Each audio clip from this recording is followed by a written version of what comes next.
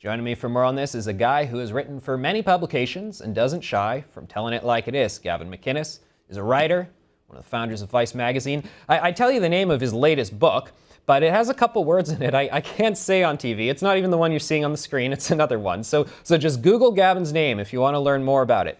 He joins me now from New York. So Gavin, what do you think about National Bullying Awareness Week? Is it going to do the trick? Is it going to solve the problem? Of course not. It's a silly thing. It's just like this whole campaign that Canada had to eradicate hate, as Mark Stein pointed out. Not the crime, not the speech, the actual human emotion. Bullying is a natural part of being a young man. There's a whole Lord of the Flies hierarchy there that you cannot regulate. And to try to regulate it is to put kids in a bubble that's going to do them more harm than good because they won't be prepared for the real world. You know, there's fights. There's real physical fights every day. It's not just in business, it's how we live. I mean, Gavin, it seems to me that you go in the workplace, you walk down the street, you're in the park, wherever you are, there's going to be a bit of a conflict. Even if we're both approaching it as nice guys who want to understand each other, there's going to be a misunderstanding some point down the road.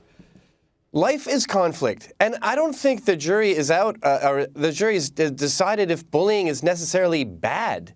I mean, you said if someone's waiting to beat you to a pulp, you have to call the police. I'm not so sure that's a given. I mean, I was bullied. When we were kids in Canada, your mom would make you a bed in the back seat for road trips. We'd make jumps on our bikes. We'd be in the air for so long you'd almost get bored. We didn't wear shoes. We didn't know what helmets were. You know, Today they would put your mom in prison for that. All the moms would be in prison for letting us jump off BMX tracks, I'm sure. Exactly. There was a woman in Texas who got arrested for having her kids play outside.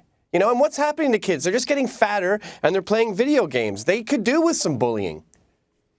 I mean, what do you say to the people who really do the heavy programs? They want the government funding. They want everybody to donate to the ribbon campaigns to just get as many bullying group action programs in schools as possible. You know what their greatest asset is? That people don't do math anymore. So they can take a few anecdotal pieces of evidence and blow it up into a big thing where if you're against them, you want kids to die. And no one goes, well, wait a minute, what are the actual numbers on this? How serious of a problem is this? And it's not a problem. In fact, it's an integral part of growing up. And if you take that away from kids, you do them a disservice because they're ill-equipped for the real world. Okay, so you have a history. Remember wedgies? I do remember They're not even wedgies. that painful. You just grab the guy by the underwear, pull him up, doesn't even hurt. Gavin, I know that's illegal. Gavin, I know you've got a history of chronicling, young, hip, trendy stuff. You've been looking at Gen Y, Gen X sort of stuff. I mean, where did this happen? Because I don't think it was happening when you were growing up. It's happening to kids growing up now. Where did people go wrong?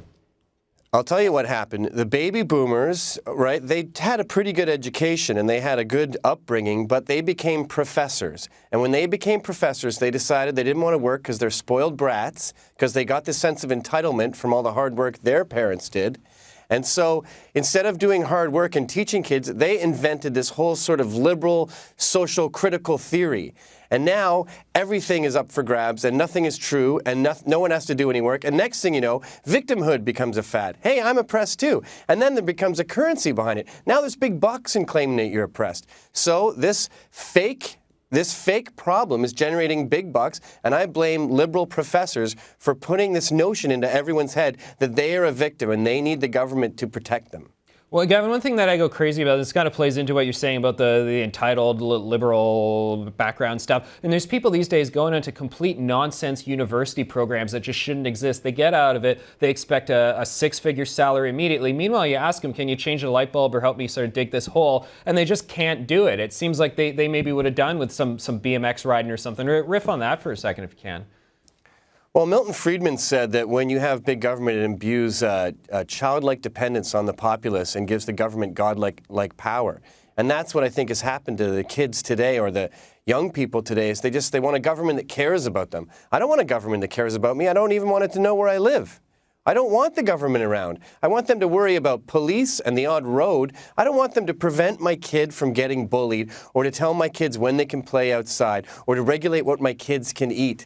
They're not competent enough. It's like Kathy Shadle said, you're too stupid to tell me how to think.